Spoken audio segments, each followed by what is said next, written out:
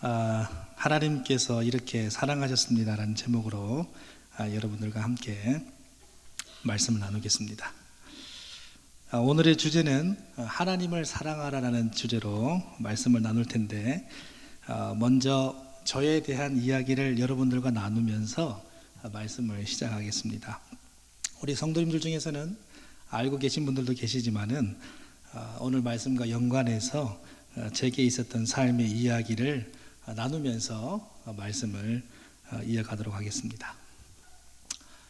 저는 목사이기도 하지만 또 세 아이의 아빠입니다.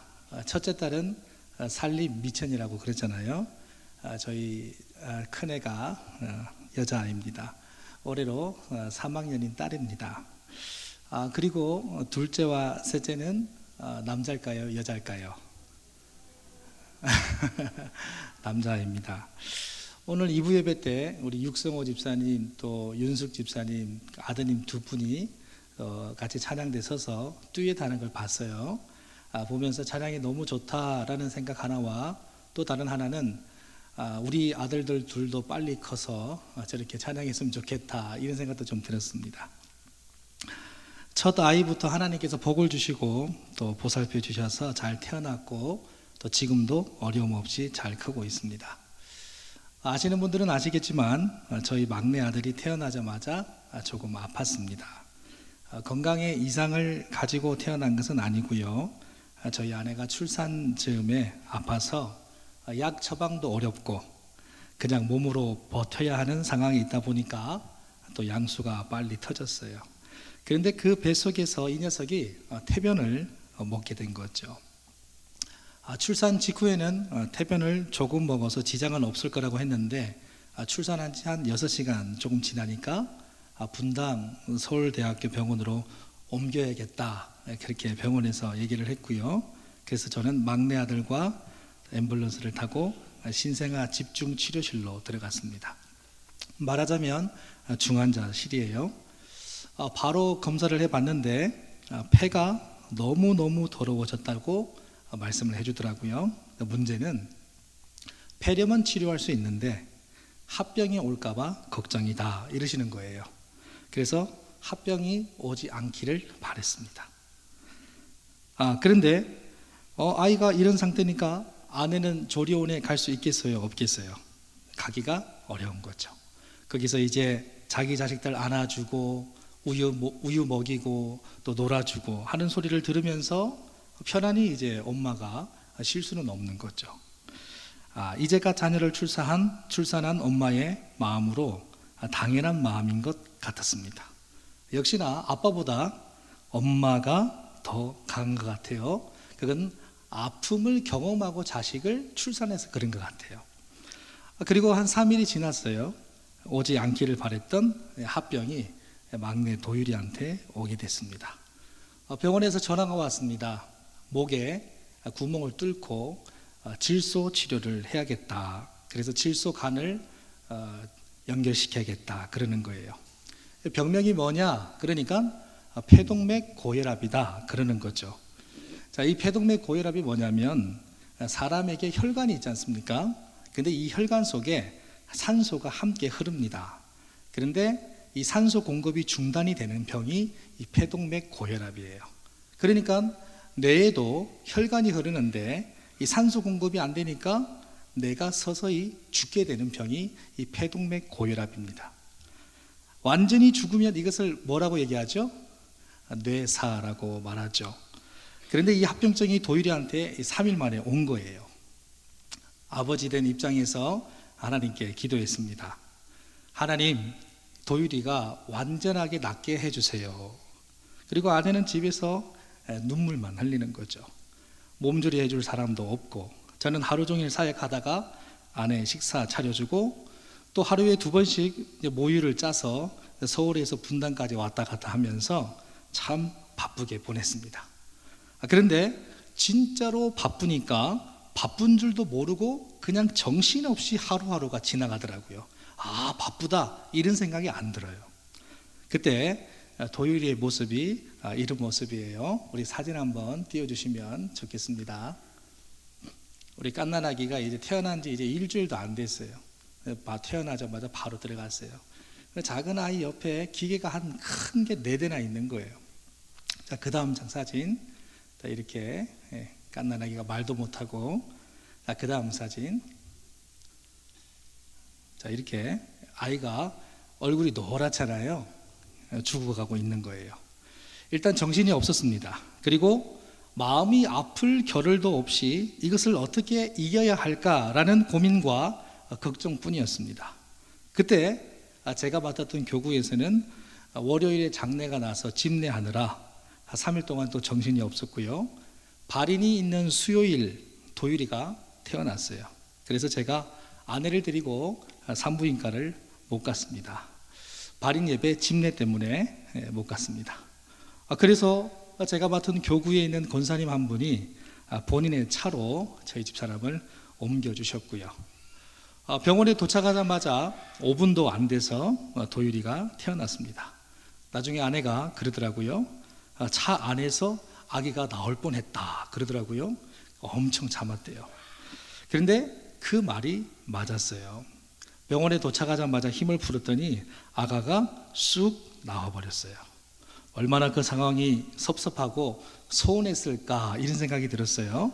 목회길이 뭔데 가정은 뒷전이고 왜 이러나 아마 그런 마음도 들 건 같긴 했어요. 지금부터 한 5년 전 일인데요.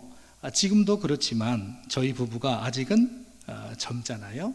그런데 이런 과정을 통해서 이제 목회자 가정으로 성숙해져 가는 거죠. 그리고 병원 선생님께 청천벽력 같은 말씀을 듣게 됐습니다. 지금 신상아 집중치료실에는 도율이 같은 아가가 2명이 더 있다가 퇴원했는데 한 아가는 3주 만에, 한 아가는 4주 만에 퇴원했다고 하더라고요. 그런데 이 4주 만에 퇴원한 이 아이는 뇌 손상이 이미 와버렸다는 거예요. 이 아이는 이제 평생 정신적으로 지체 전응아로 살아갈 수밖에 없게 된 거죠.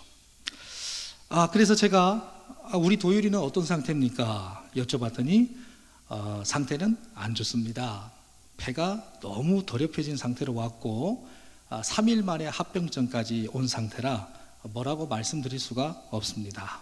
최소한 한 달은 있어야 될 것 같습니다. 그러는 거예요. 그런데 3주 만에 태어난 아가는 건강하게 퇴원했는데 한 달 만에 태어난 아가는 뇌에 손상을 입고 퇴원했잖아요. 근데 저한테 선생님이 하시는 말씀이 한 달은 최소한 있어야 될 것 같습니다 하니까 그 말이 무슨 말이에요? 각오하셔라 그런 얘기인 거 아니겠어요? 서울과 분당을 하루에 3번씩 혼자 왕복하면서 하나님께 기도했습니다. 하나님, 이 도율이를 살리시든지 죽이시든지 하나님 마음대로 하십시오. 하지만 제가 이 일 때문에 불평하거나 하나님을 향해서 원망하지 않게 해주십시오. 제가 이 기도만 계속 드렸어요. 왜냐하면 그때 제 마음속에 들었던 생각이 뭐냐면 욥이 생각이 났습니다. 갑작스럽게 닥친 어려움 앞에서 욥이 하나님께 드렸던 그 기도가 그런 기도였잖아요. 저도 목사이기 이전에 이제 신앙인이니까 어떤 문제가 내게 예기치 않은 상황 속에 생겼을 때 그 해답을 어디선가 찾아야 될 거 아니겠어요? 그런데 문득 든 생각이 이 해답은 성경에 있다라는 생각이 들었어요. 그래서 내 힘으로 할 수 없는 그 상황 속에 성경책을 펼치게 됐고 성경에 나온 인물이 생각이 났습니다. 그 사람이 누구였느냐? 욥이었어요. 사실 욥에 비하면 저는 아무것도 아니잖아요. 어디다 대고 비교를 합니까? 어려움의 정도가 비교의 대상이 아니잖아요. 욥은 자기 자녀들이 하루아침에 다 죽었습니다. 가축들, 강도를 만나서 다 종들도 빼앗기고요. 그 종들도 다 죽임을 당했잖아요. 그리고 아내는 욥을 저주하고 도망갔잖아요. 그리고 마지막에 욥은 몸에 악창이 나서 자식들이 깔려 죽었던 집 지붕의 기와장으로 몸에 피가 나는 줄도 모르고 그 잿더미에 앉아서 몸을 긁었잖아요.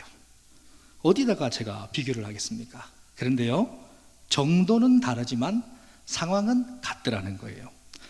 제가 해결할 수 없는 큰 어려움 앞에서 이 신앙인이 할 수 있는 것은 성경을 보는 것밖에 없더라고요.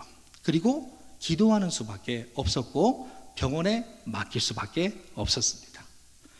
시간이 지났습니다. 온 교회 성도들이 기도하기 시작했어요. 저도 기도했습니다. 하지만 도유리의 회복을 위해서 저는 그때부터 기도하지 않았어요. 왜냐하면 제 마음에 크게 다가왔던 마음이 있었는데 제 마음에 든 그 영감이라든지 깨달음에 집중했어요. 제가 하나님께 이렇게 기도했습니다. 이건 도유리에 대한 시험이 아니다. 갑작스럽게 일이 닥쳐왔고 내가 교회에서 맡은 사역들이 갑자기 막 분주해지고 장례도 나고 또 그 주중에 새가족 초청줄도 있고 이건 분명히 하나님께서 나의 믿음에 대한 하나님의 시험이다. 이런 생각이 제가 들었어요. 도유리는 반드시 낫는다. 지금 문제는 도유리가 낫고 안 낫고의 문제가 아니라 내가 이 상황 속에서 내 입술로 원망하거나 또는 교회 사역에 집중하지 못하고 내 가정의 에너지를 쏟거나 하나님 그걸 보길 원하신다. 나를 목회자로 만들어 가신다. 그런 생각이 들어서 그러면 안 되겠다. 그러면서 제 마음속에 욥의 기도가 생각이 났습니다. 그때 그 주간에 토요일에는 제가 맡은 교구가 새가족 초청잔치가 있는 주였기도 하고 많이 바빴습니다. 한 주에 장례, 집례에, 출산에, 새가족 초청잔치에 그리고 저희 아가는 아팠어요. 정신없는 한 주간을 보냈습니다. 몸조리해야 하는 아내는 도유리 보러 가겠다고 몸에 옷을 칭칭 감싸고 매일 저랑 같이 병원을 오갔습니다. 그리고 매일 도유리의 몸에 손을 얹고 그 중환자 집중치료실에서 기도했습니다. 하나님, 이 아이가 하나님의 사람이 되게 해주세요. 태어나면서 성도들의 기도를 먹고 자라는 거니까 하나님의 사람이 되게 해주세요. 그리고 그래도 본인이 목사라고 그 신생아 집중치료실에 있는 많은 아가들 그리고 그 아가들 때문에 슬퍼하는 부모들 생각하면서 하나님, 이 병실에 있는 모든 아가들이 다 낫게 해주세요. 간절히 기도했습니다. 그리고 시간이 흘렀어요. 한 달 만에 태어나겠다는 아이가 기적적으로 2주 만에 급속도로 회복되더니 태어나게 됐어요. 그래서 서울대학병원에 있는 모든 의사들이 다 놀랐습니다. 이렇게 빨리 이상 없이 병이 나은 건 처음이다 그러더라고요. 그래서 그때 모습입니다. 우리 사진 한번 보여주세요. 이렇게 됐어요.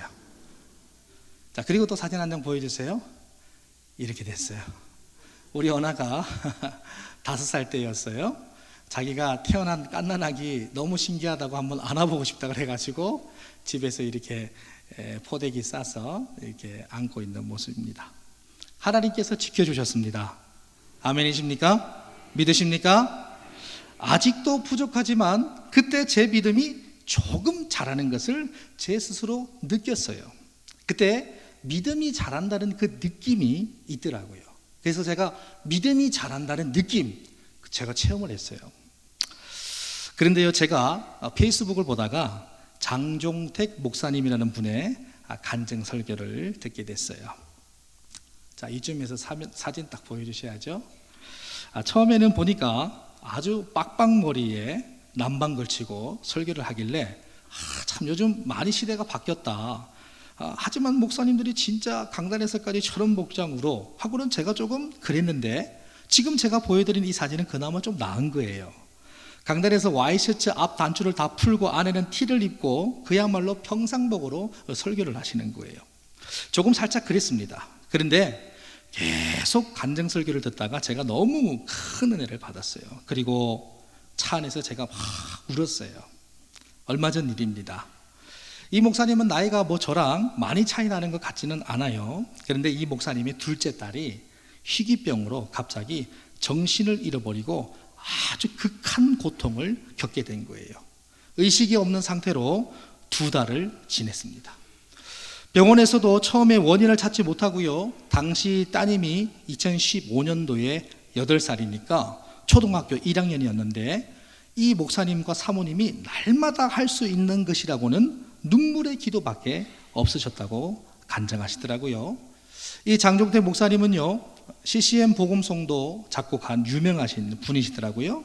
저도 이번에 간증 설교를 들으면서 알았는데 날마다 하나님을 신뢰한다는 주제로 예배를 인도하는 예배 인도자십니다. 이분께서 작곡하신 곡들의 가사들이 대부분 내가 하나님을 신뢰합니다, 그리고 전심으로 하나님을 예배합니다, 이런 내용의 가사들이 대부분이더라고요. 여러분, 시편에도 아삽이라는 예배 인도자가 나오죠. 그런데 자기 둘째 딸이 원인 모를 병에 걸리니까 이 목사님이 그토록 평상시에 외쳤던 하나님, 저는 하나님을 신뢰합니다, 하나님을 믿습니다, 그렇게 담대하게 외쳤던 믿음이 갑자기 확 줄어드는 것처럼 불안해지고 답답해지고, 왜 이런 일이 자기에게 생기는지 하나님을 계속 불러보지만 가슴이 찢어질 것만 같아서 마음을 너무 아팠다는 거예요. 이 장종태 목사님의 둘째 딸 이름이 온유입니다. 우리 교회도 온유가 있죠. 우리 성도님들이 많이 기도하셔서 온유가 많이 좋아졌어요. 온유인데 하루는 온유가 무의식 상태에서 2달 동안 의식이 없고 그냥 시체처럼 누워만 있는 거예요. 그런데 하루는 이 온유가요, 아무것도 먹지를 못하는데 입으로 질겅질겅 무언가를 씹고 먹고 있더라는 거예요. 그래서 목사님이 하도 이상해서 온유의 입을 열어봤더래요. 그런데요, 온유의 입을 열어봤더니요, 오른쪽 볼 입 안쪽에 부드러운 살이 있지 않습니까? 살 있죠? 그 살을 막 씹고 있더라는 거예요. 그런데요, 그 씹는 모습이 이 장종태 목사님이 보실 때 어떤 모습처럼 보였냐면 마치 자기 살을 스테이크를 씹어 먹는 것처럼 막 씹어 먹더라는 거예요. 그리고는 입 밖으로 피가 막 흘러나오는 거죠. 그런데 이 아이는요, 의식이 없으니까 고통을 모르는 거예요. 이거 완전 소름 돋지 않습니까? 자기의 입 안에 있는 안쪽 오른쪽 볼 살을, 이 부드러운 살을 스테이크를 씹어 먹는 것처럼 씹어 먹더라는 거예요. 이 광경을 본 부모님의 마음이 어땠을까요? 어떻게 자기의 생살을 스테이크 씹듯이 질겅질겅 씹냐는 거예요. 도저히 원인 모를 이 상황에 이 장종태 목사님은 이미 잡혀있던 예배인도 사역을 다 접고 자기의 딸 온유 옆에 있었습니다. 근데 스케줄이 있는 걸 사모님은 아시니까 사모님께서 목사님께 그러는 거죠. 여보 예배 사역하러 가세요. 이미 잡혀있는 예배 사역인데 가셔야죠. 당신이 하나님의 일을 해야 하나님도 우리의 일을 하실 것 아니겠습니까? 이 얘기를 듣고 이 목사님이 내키지는 않지만 억지로 병원에서 예배 장소로 가셨대요.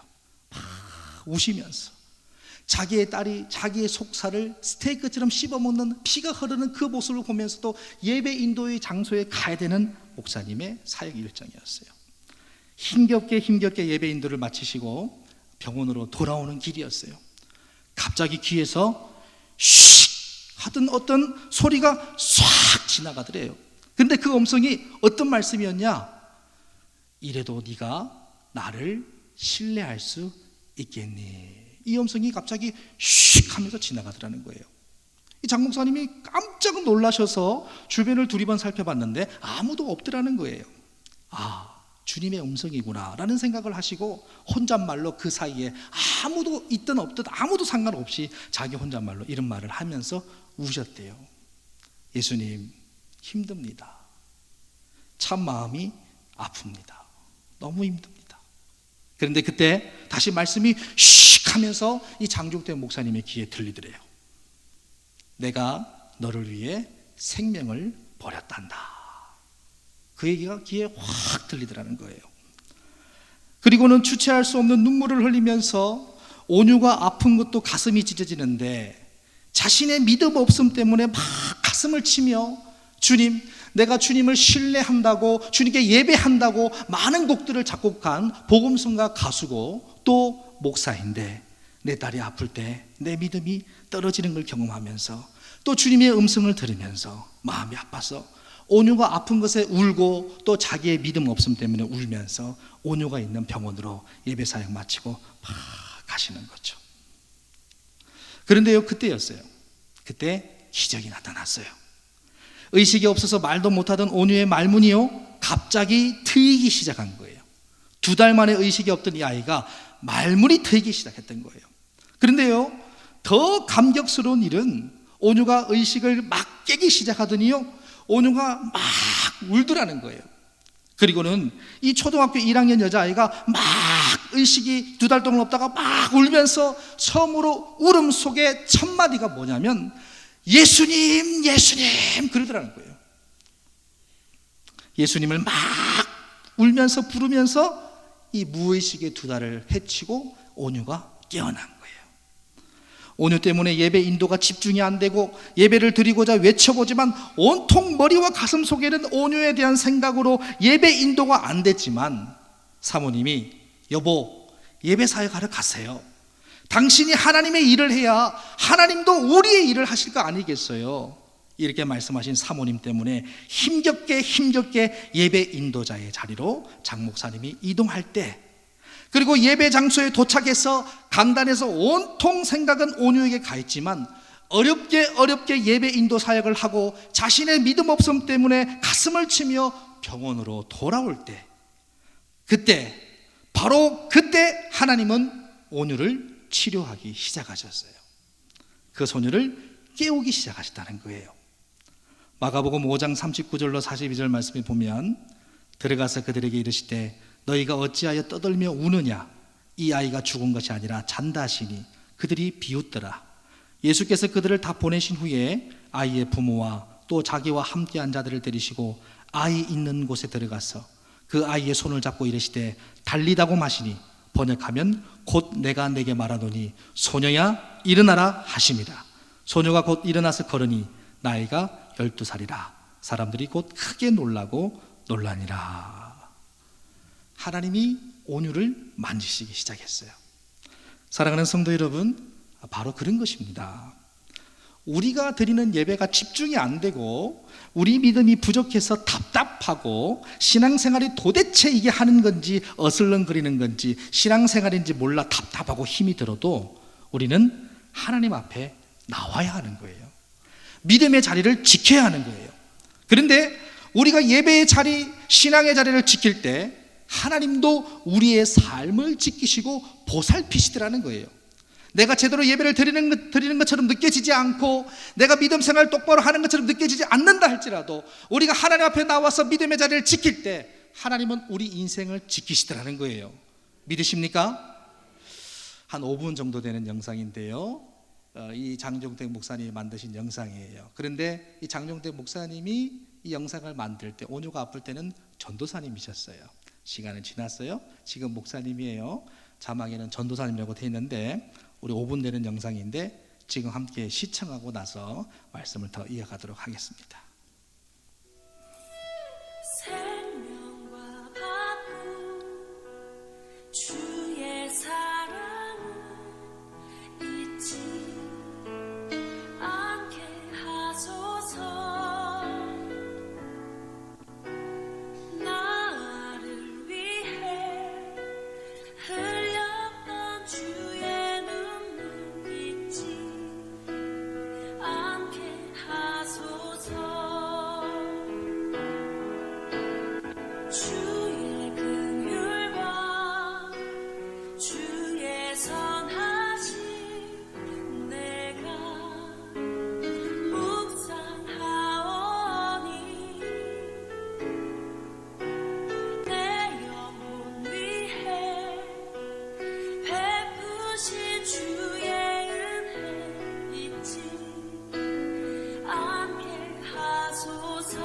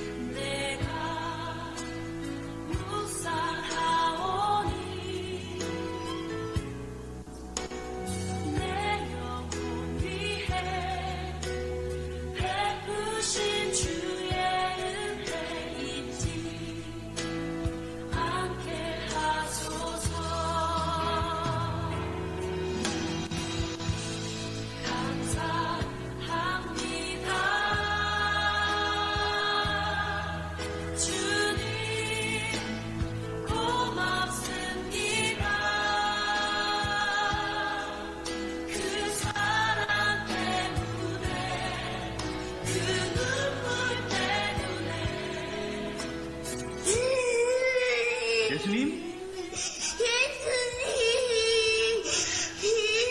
아멘.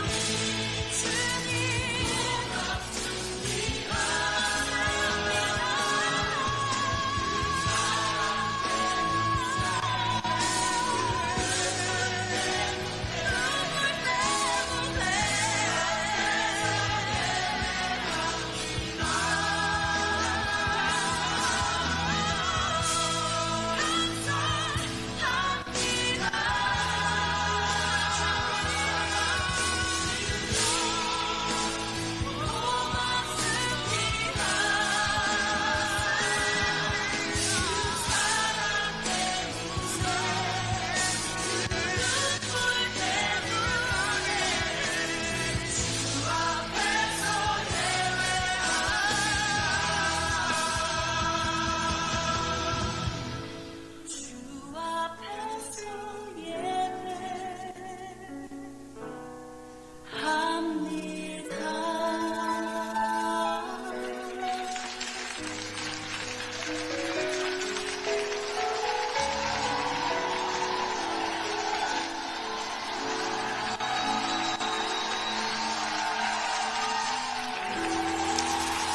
우리 오늘을 낫게 하신 하나님께 우리도 함께 박수했으면 좋겠습니다.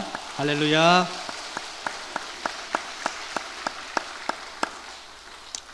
우리 오늘을 낫게 하신 하나님은 저와 여러분의 하나님이심을 믿으시기 바랍니다.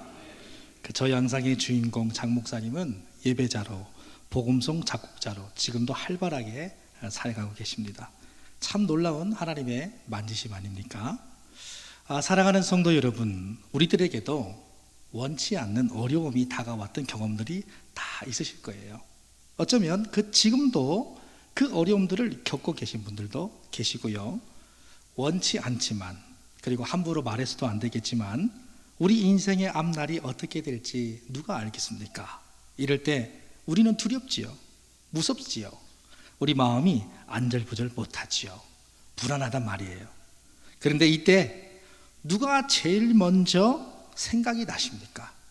그리고 여러분은 그때 누구를 의지하십니까? 제 막내 도율이가 아팠을 때 아빠인 저의 마음, 온유가 아팠을 때 장종택 목사님의 마음, 참 아팠겠죠?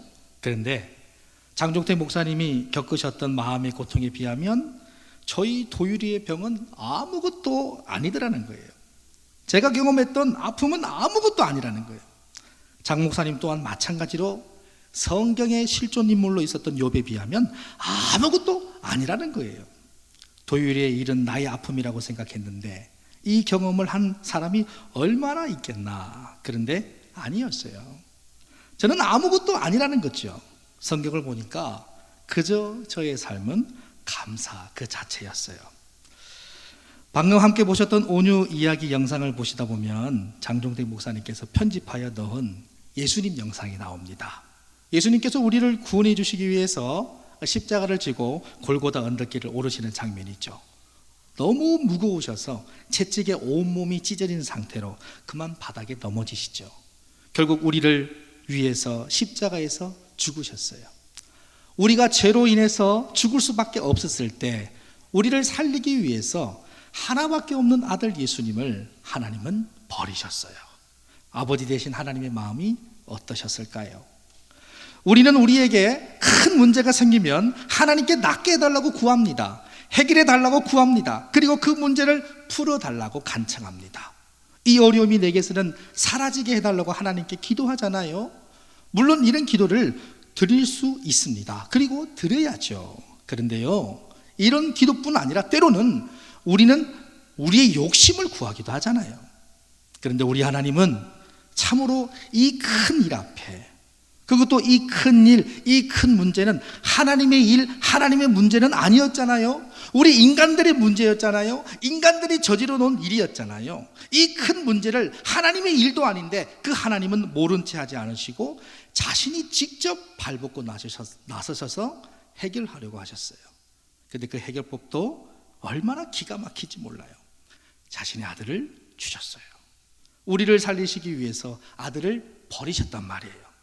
하나님은 자기의 아들을 살리시려는 시도조차 하지 않았습니다.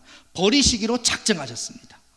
단을 쌓고 나무를 얹어 옆에 있는 짐승을 화목제물로 드리기 위해서 그 짐승을 잡아서 배를 가르고 그 속에 있는 내장과 똥을 다 끄집어내고 각을 떠서 신께 바치는 제물인 짐승처럼 자신의 아들을 우리를 위해서 화목제물이 되도록 우리에게 주셨다는 것이에요. 아버지로서 하나님의 마음이 얼마나 아프셨을까요? 그런데 이것이 아버지가 자식에게 해야 할 일인가요? 자식에게 할 수 있는 일인가요? 이것이 말이 됩니까? 그런데도 하나님은 우리를 살리시기 위해서 자기 아들을 포기하셨어요.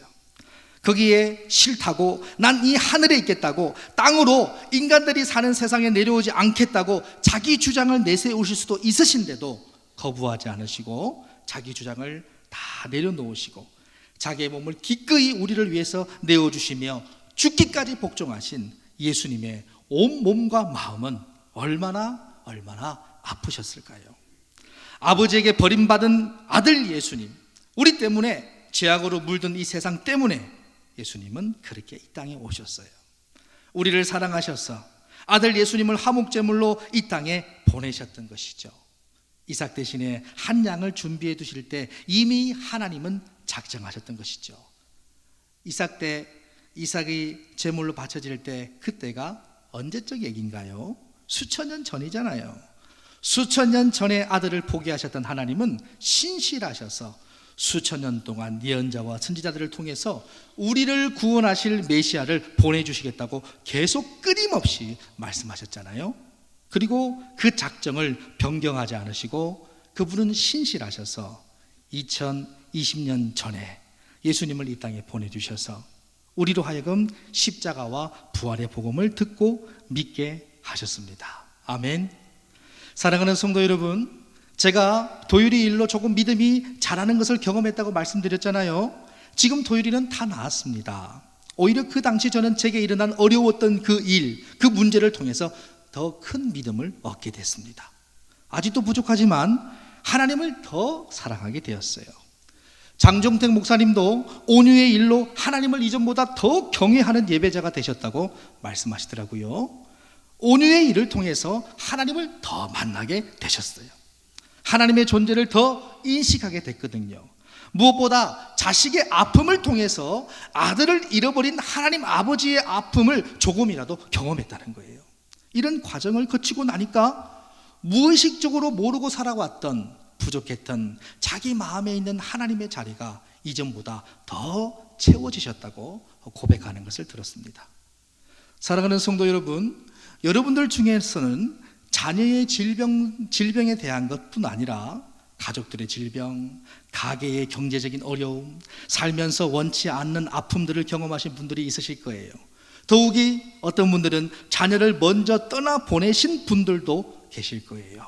얼마나 여러분들의 마음이 아프셨습니까? 얼마나 가슴이 찢어지셨습니까? 그리고 누구한테 말 못할 아픔을 지금도 겪고 계신 분들도 있을 수도 있어요. 그 아픔 싫잖아요.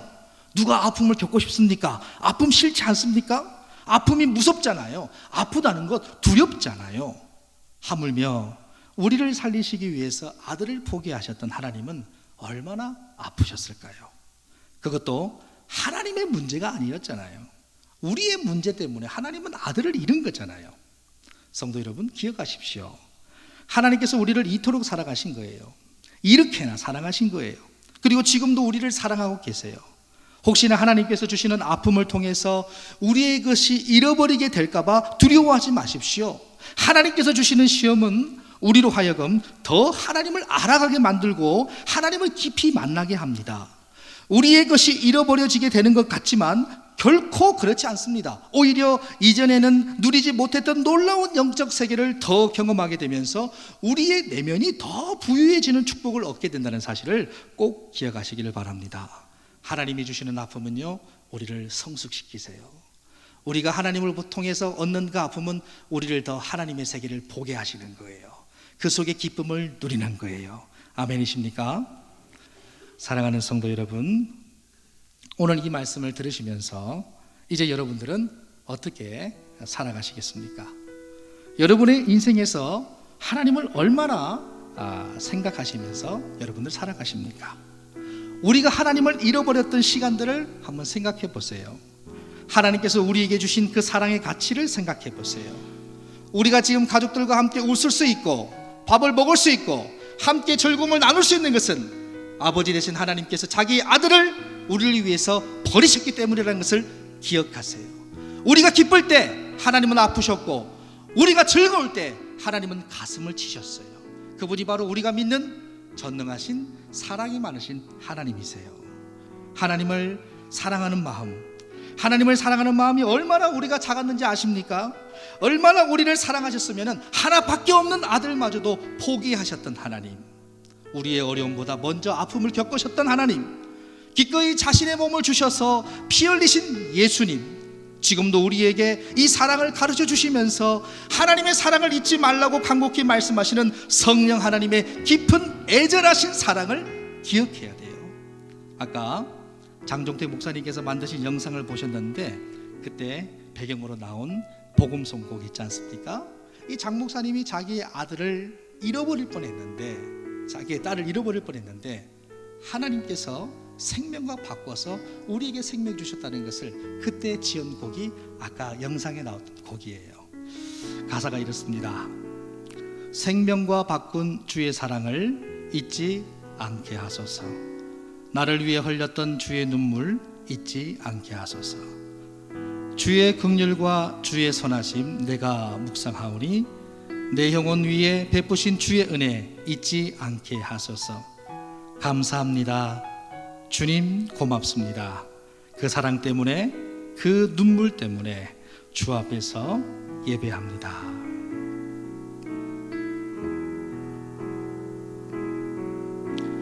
생명과 바꾼 주의 사랑을 잊지 않게 하소서.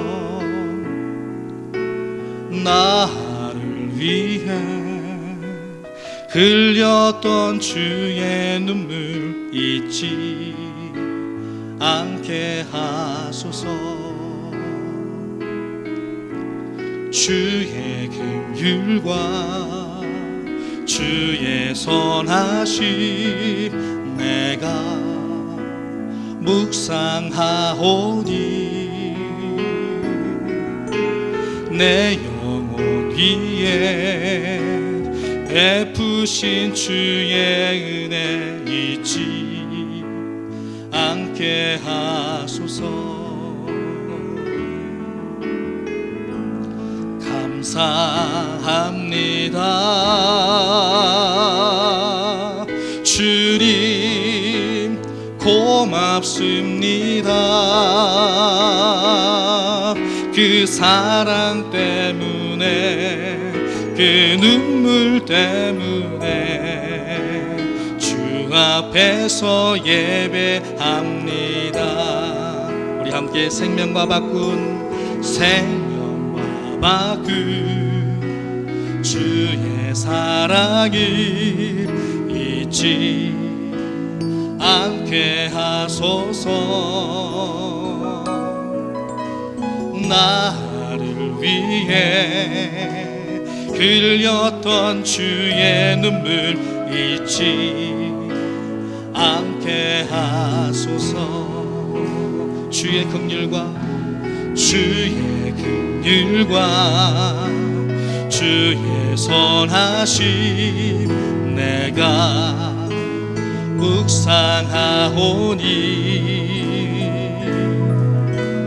내 영혼 위에 베푸신 주의 은혜 잊지 않게 하소서. 감사합니다. 주님 고맙습니다.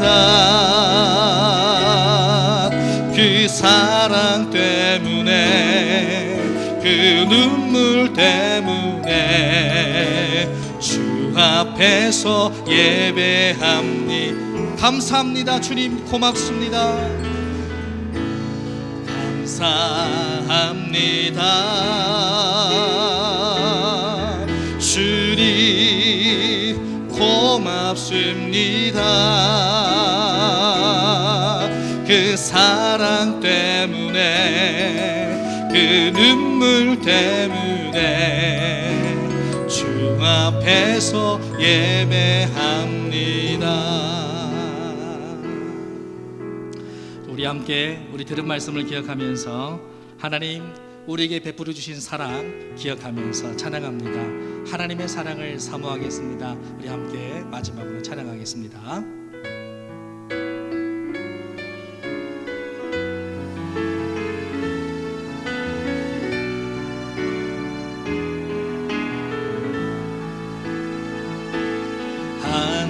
하나님의 사랑을 사모하는 자, 하나님의 평안을 바라보는 자, 너의 모든 것 창조하신 우리 주님이 너를 얼마나 사랑하시는지 하나님께 찬양과 경배하자. 하나님의 선하심을 닮아가는 자, 너의 모든 것 창조하신 우리 주님이 너를 찬양사. 우리 하나님께 두 손 들고 고백합시다. 하나님 사랑해, 하나님 사랑의 눈으로 너를 어느 때나 바라보. 하나님 인자한 귀로서, 하나님 인자한 귀로서 언제나 너에게 기울이시니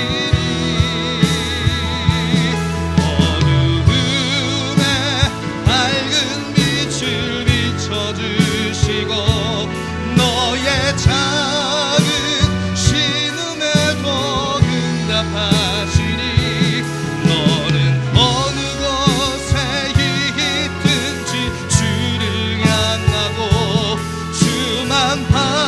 우리 다시 한번 주 앞에 두 손 들고 하나님 사랑의 눈으로, 하나님 사랑의 눈으로 너를 어느 때나 바라보시고 하나님 인자한 귀 언제나 너에게 기울이시니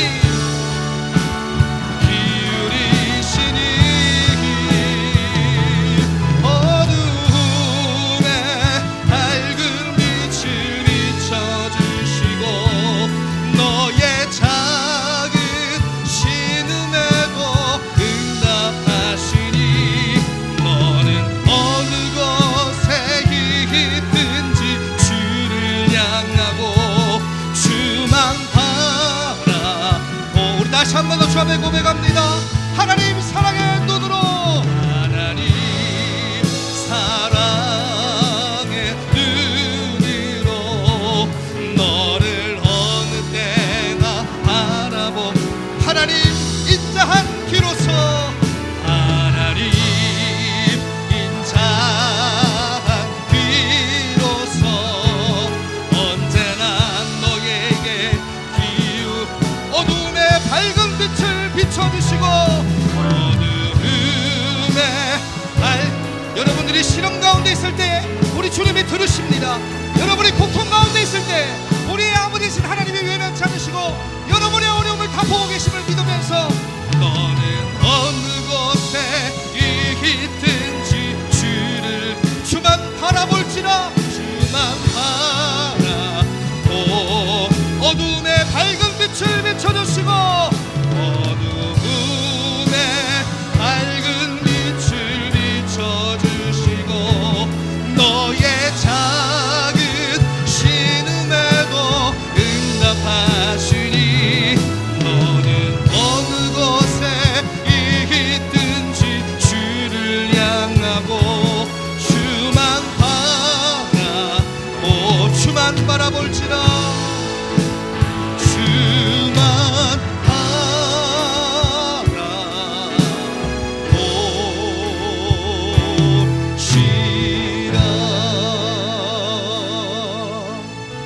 우리 시간 두 손 들고 주 앞에 기도합니다. 주님, 우리의 가정의 사랑을 사모했고 하나님의 사랑을 잃어버렸습니다. 하나님, 이 5월, 이 온 세계, 특히 한국은 5월의 가정의 달이라고 하면서 우리 사랑하는 가족들을 사랑하고 애워쌌는데, 하나님, 우리의 가정을 더 만드시는, 우리에게 사랑을 베푸시기 위해서 아들을 버리신 하나님 아버지를 더 생각할 수 있는 가정의 달 되게 하시고, 온 가족이 주님의 피 흘리심을 생각하면서 가정들이 회복되게 하시고, 끊어졌던 관계들이 하나님으로 인하여서 연결되게 도와주옵소서. 우리 시작 주여 3번 외치고 합심으로 기도합니다. 주여, 주여, 주여. 하나님, 우리 가운데 임재하심을 감사합니다.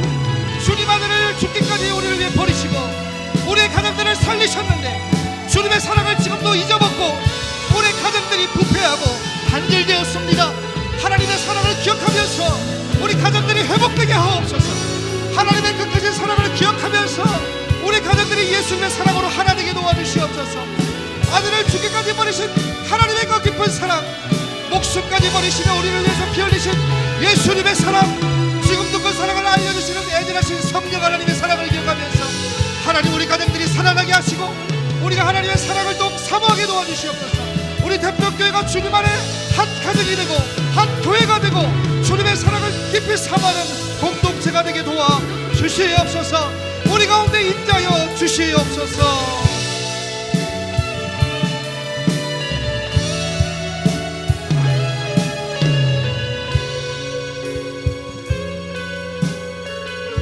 하나님 아버지, 감사합니다.